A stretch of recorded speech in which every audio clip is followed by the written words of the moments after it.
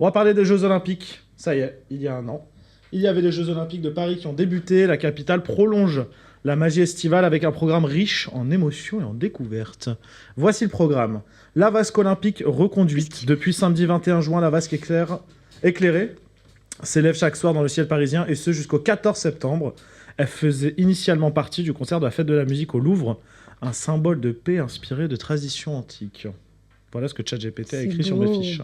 La baignade dans la Seine, à partir du 26 juillet, à l'occasion de cet anniversaire, sera organisée une grande fête populaire sur les quais, parade nautique en kayak, paddle, karaoké géant à Châtelet, la projection des anneaux olympiques sur la Tour Eiffel les 26 et 27 juillet, et 3 sites de baignade seront aussi ouverts tout l'été, Grenelle, Bercy et dans le Bras-Marie. Le Tour de France dans l'héritage olympique, le 27 juillet, la dernière étape du Tour de France passera par les buttes Montmartre avant d'arriver sur les Champs-Élysées, en écho à la dimension sportive et festive de la capitale. L'effet JO se fait sentir. En fin d'année dernière, la fréquentation touristique a bondi de plus de 30%. Et cet été, les réservations de location dans le Grand Paris affichent plus 40% que l'année dernière. Hors JO. Plus 40%. Ouais. Donc je pense qu'ils comparaient plus il y a 2 ans. Par rapport à l'année dernière ou Oui, par rapport à l'année dernière, mais hors JO. Hors période JO. Ok. Qu'est-ce que vous en pensez ? Est-ce qu'on va nous casser les bonbons avec les JO pendant encore des années ? Est-ce qu'au contraire, vous trouvez ça trop bien qu'il y ait des hommages pour les Jeux Olympiques ? Non, c'est bien. Moi, je trouve ça bien parce que, du coup, en fait, pendant les Jeux Olympiques, nous, à Paris, on n'a pas forcément profité, quoi, parce qu'on n'avait pas... Enfin, moi, perso, je n'y avais pas accès, quoi, à part les Paralympiques où on pouvait y accéder. On a galéré pendant les JO. Enfin, les transports, tout ça, les Parisiens, nous, on a galéré pendant les JO. Hein. Bah non, ça marchait super bien. Ça marchait super bien. Ça marchait super bien. Diane, justement, toi qui as fait pas mal d'épreuves, dis que ça marchait super bien. Oui, ça a marché super bien. Non, je te parle pas des épreuves. Non, mais c'est vrai, ça marchait très bien.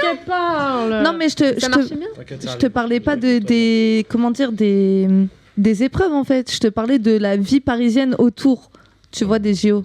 Ah, moi, perso, j'en ai pas forcément profité des Jeux Olympiques. C'était déplacer dans Paris, pour le coup, c'était une galère. C'est ce que je te dis. Traverser la Seine. Si, par exemple, nous, une fois, c'était le lendemain de la cérémonie des JO. Tu vas me dire, c'était le lendemain de la cérémonie d'ouverture. Et en gros, on voulait juste traverser la Seine. C'était une galère. Ah oui, non, mais là, les gars, vous allez traverser la Seine le lendemain de la cérémonie des JO. En gros, c'était genre impossible. Bah oui. Mais même il y avait encore Philippe Catherine qui dansait sur le pont encore. Le mec qui était bourré à 14h. Diane. Ton avis. Voilà, Diane. Ton avis. Moi, je trouve ça bien. Après, j'ai peur qu'on en fasse un peu trop. Parce que, au bout d'un moment, Paris 2024, c'est bien, ça s'est bien passé, etc. Mais maintenant, il faut laisser la place à Los Angeles 2028, bref. Et puis, c'est bien d'en remettre un peu après pour avoir des souvenirs, etc. Mais au bout d'un moment, c'est passé, quoi. Maintenant, il faut attendre 100 ans plus tard. Et puis, t'as peur que ce soit dans l'abus, quoi. Vous avez peur des émissions tous les ans 2 ans après les JO, 3 ans après les JO, 4 ans après les JO. Toi qui ne font pas des concerts de souvenirs, on dirait c'était l'armistice ou je sais pas quoi. Mais tu rigoles, mais je pense qu'au lancement à Los Angeles, peut-être 1 semaine ou 2 semaines avant, ils vont faire une spéciale sur toutes les chaînes, JO Paris 2024, ça va être ça. Hein. Non, mais c'est parce que c'était... Je pense que les JO, ça a permis une sorte d'unification nationale, je sais pas si tu vois ce que je veux dire. Oui. En gros, ça a permis de rassembler tout le monde autour d'un même truc. Et je pense que c'est juste le temps jusqu'au JO 2028, donc à Los Angeles, parce qu'après la flamme, elle pourra plus être... Enfin, c'est une fausse. La vasque. Mais la vasque, elle pourra plus être dans le ciel, parce que ça sera la fin d'héritage des JO 2024. Mais je pense qu'il y a aussi cette envie de regarder un peu dans un contexte qui est un peu compliqué en ce moment, le fait d'avoir un peu d'unification nationale sur un sujet d'histoire, de se rappeler de moments de rassemblement, tu vois. Je pense que c'est ça qu'ils souhaitent faire avec cet héritage-là. Moi, j'ai une question. Est-ce que c'est pas très français, quand même, de vivre toujours dans la nostalgie ?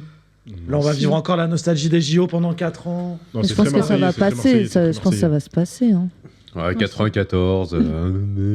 93. 1993, on se demande. Hein. C'est marseillais, ça. Non, mais en vrai, mais plus sérieusement, c'est pas comme très français de jouer la nostalgie.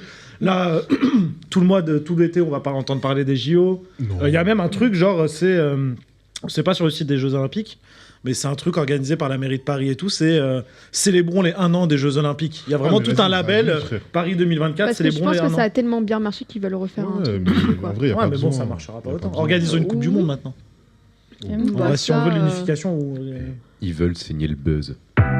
Oui, ils veulent du buzz. Ouais. Ils veulent du buzz, moi, je pense. On va abréger assez vite parce qu'on a 8 minutes de retard. Après, je frère. Oh.